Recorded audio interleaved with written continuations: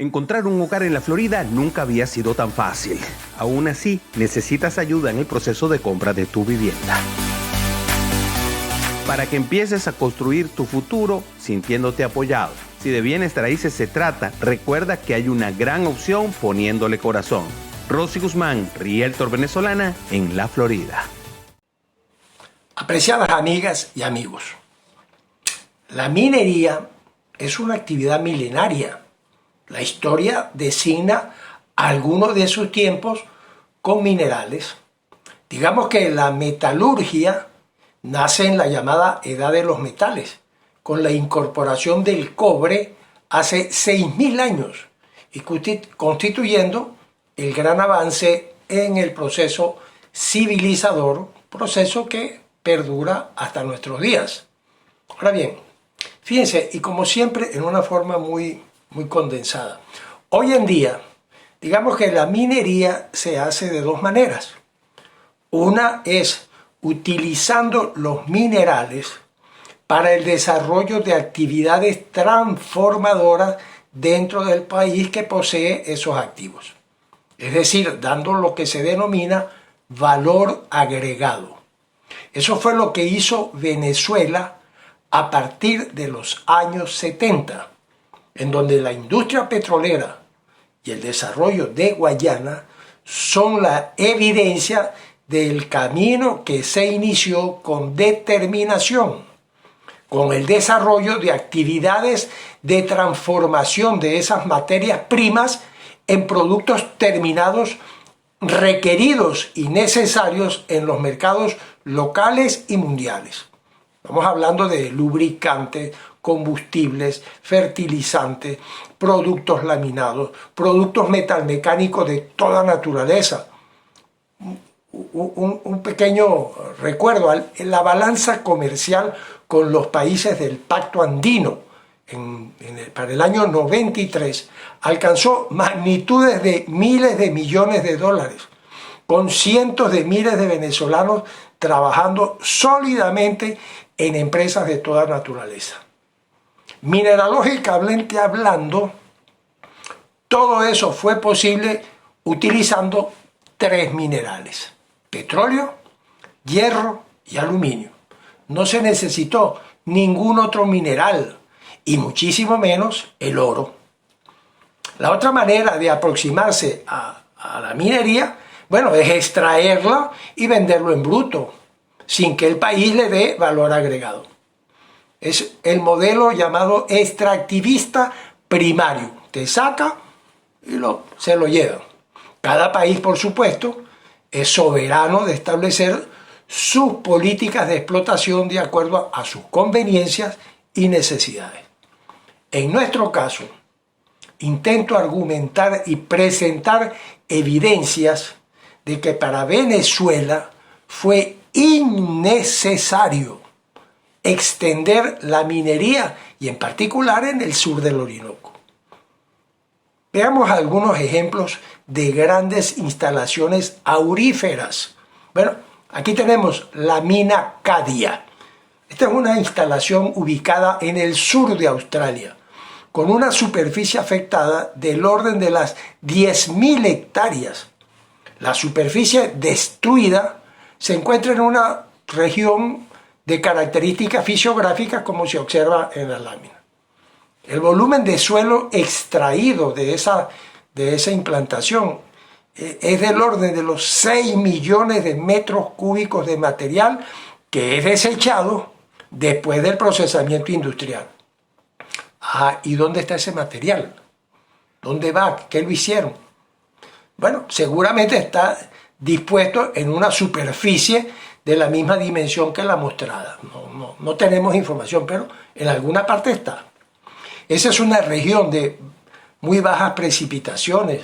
Allí no hay garimpeiros, allí no hay contrabando, de modo que la destrucción territorial brutal que se observa aquí tiene un impacto limitado a lo local. Ahí no hay selvas, no hay ríos significativos. Bueno, cuando eso termine, dentro de 10, 20, vaya usted a saber cuántos años, habrá un gigantesco cráter que seguramente será visible desde la Luna. Pero para Australia, esa afectación no pareciera importar en modo alguno, impactar al resto del país.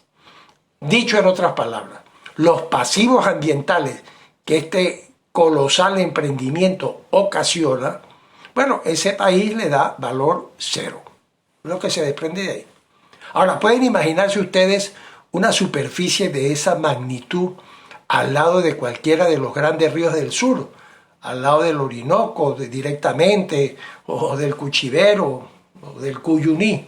Bueno, como eso hay minas en Siberia, en Uzbekistán, en lugares remotos y despoblados, en espacios desérticos, en la tundra de la Siberia, donde igualmente la valoración de los impactos allí es cero. Pero en América Latina las historias son distintas y diversas. Hay evidencias de innumerables conflictos de todo tipo, especialmente con las comunidades locales, dando lugar a lo que algunos antropólogos denominan reciprocidad negativa, entendiendo como tal, ponga comillas, la intención de tomar impunemente algo sin dar nada a cambio. Además, se ha ido desmontando otro mito referido a la inversión de capital como argumento usado para apoyar a las grandes minerías auríferas. Bueno, resulta que efectivamente la inversión de capital para emprendimientos de la magnitud de esa que hemos señalado realmente es de miles de millones de dólares, pero de los cuales se ha estimado cerca del 80% está representado por equipos y tecnologías que normalmente solamente son fabricados en los países de alto desarrollo. Este vehículo que muestro aquí en esta lámina, dependiendo de su tamaño, puede costar hasta $1.000.000 y esa llanta fácil llega a los 100.000. Ahora consideremos que esos son bienes de rápido desgaste y hagan sus cálculos en cuánto se lleva en un emprendimiento de inversión extranjera ese concepto. El gasto local queda reducido a los jornales que le pagarán a los trabajadores que estén allí y por supuesto al consumo menor que siempre habrá de alguna naturaleza. Esa es la realidad. Bueno, a partir del año 99 Venezuela viró en seco y empezó el derrumbe del andamiaje político, institucional y económico. En Guayana sonó la primera señal de alarma. Se paralizó la construcción del desarrollo hidroeléctrico del Caroní, el tercer desarrollo, Tocoma. La capacidad instalada de generación eléctrica empezó a reducirse lentamente hasta concluir con el apagón nacional del año 2019. A Tocoma le siguió el desmantelamiento progresivo del complejo industrial del hierro y del aluminio, cuyo dramático fin ocurrió un domingo que se ordenó apagar los hornos de Sidor. Todos los sectores productivos consolidados en la democracia y que fueron capaces de producir todo lo que hemos reseñado en anteriores programas han sido o fueron reducidos a su mínima expresión, cuando no desaparecieron por completo. Bueno, ¿cuál fue la alternativa ofrecida al país? Bueno, hablemos de un tema. La Reserva Forestal de Imataca ha estado bajo asedio desde su creación, no solo por los tradicionales y conocidos garimpeiros que nos hemos señalado, sino por garimpeiros de flujo y corbata y maletines en mano. En 1997 lograron un decreto ejecutivo que desafectaba la reserva, pero que produjo una reacción civil enérgica que se opuso a esa decisión. Esa decisión fue neutralizada por la Corte Suprema de Justicia. Bueno, pero eran otros tiempos. Así las cosas, en el 2004 se emitió el decreto 3110, que después de derrumbar las instituciones, se derrumbó el carácter de reserva forestal de este espacio geográfico. Quizás, a mi entender, esa es la peor decisión administrativa de la historia de Venezuela. Ese decreto, en agudo contraste con lo eximio que fue la decisión de 1960. Comparen. Bueno, ese decreto en 2016 se amplió en forma masiva con la creación y puesta en marcha del denominado arco minero, que más bien yo lo llamo antro minero.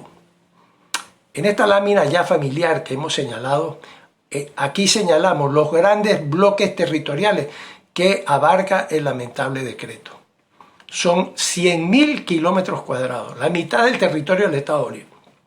Su extensión incluye el río Caroní, Guri, prácticamente dentro del embalse, si irá a hacer minería, no sabemos.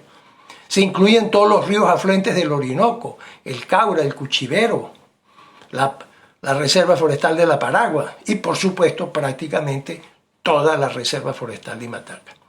Amigos, hay un documento elaborado por una ONG, una organización no gubernamental llamada SOS Orinoco. Ese es un documento de dominio público con una descripción cuidadosa, detallada y minuciosa de todo lo que ha ocurrido en esta región, respaldado por evidencias satelitales y fotográficas que debe ser difundido y comentado para que Venezuela asimile la brutal realidad que representa el antro minero. Apreciados amigos, en los siguientes 3 programas estaremos conversando con los representantes de esta organización no gubernamental, quienes expondrán en forma amplia toda la realidad que ha provocado esta fatal decisión. Como siempre, agradezco a ustedes la divulgación de este contenido, invitándolos a acompañarnos en las 3 próximas semanas. Los espero. Muchas gracias.